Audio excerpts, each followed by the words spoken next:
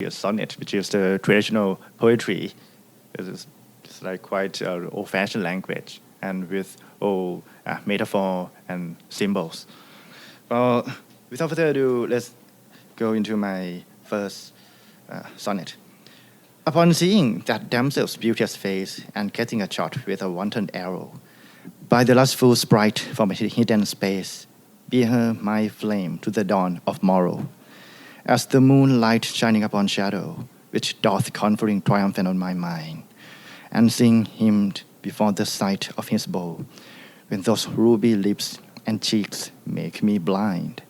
Yet Artemis' bright light, which e'er was kind, turneth into Helios' burning flame, with his soaring car and the laughing wind, drilling my wound with his sun, bastard shame.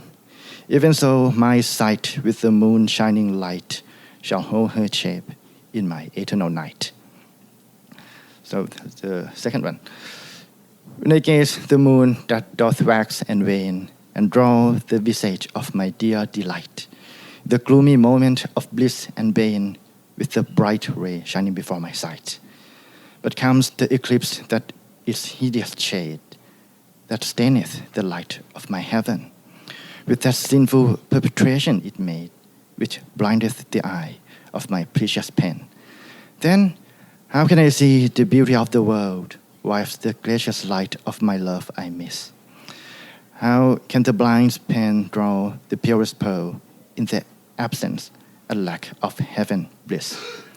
My melancholy doth seem too long to last, but my pleasing hours fly away too fast.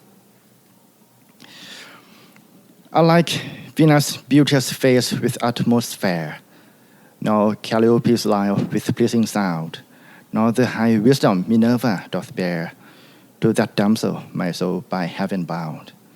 Her dimmed eyes are not like the shining moon, nor her lips red like not my ruby ring, nor can her hands compare a silver spoon, but to her shape am glad when gazing.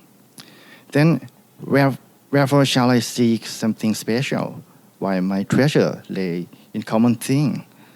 Keep her in heart that I take so crucial, as my golden quill with silver wing. Let not false images flow my pleasure, as she for me be my greatest treasure. Among the stars on the sky I stare at shining pearl on high heavenly hill, and draw a visage with my golden quill, as the one I praise with her atmosphere. Thou Artemis, whom I whilom did glare, art now fading away by old and ill. The light of Helios instead doth still, leaving me poor with my tormented tear. Love is the moon with the bright shining light, whereof wonderful ray doth change never, surrounded by crystal with purest sight, but the one bastard sun doth offend her. Even so I in an eternal night shall be, to see her light and ray ever. So one day I did engrave her glorious name upon my chest with my clear crystal sight. Being one, my woe I wail for such shame, holding her shape in chest, cherished and tight. Vain man, said I, in grief to lustful sprite, to keep in vain that peace of melting ice. Be so, quoth he, with wanton wings in white, for his golden darts I must pay my price. Then Hades' hell shall be my paradise, where all my pains be cured in burning fire. For deadly arrows did my heart entice, I scorn those sinful wings, but false aspire.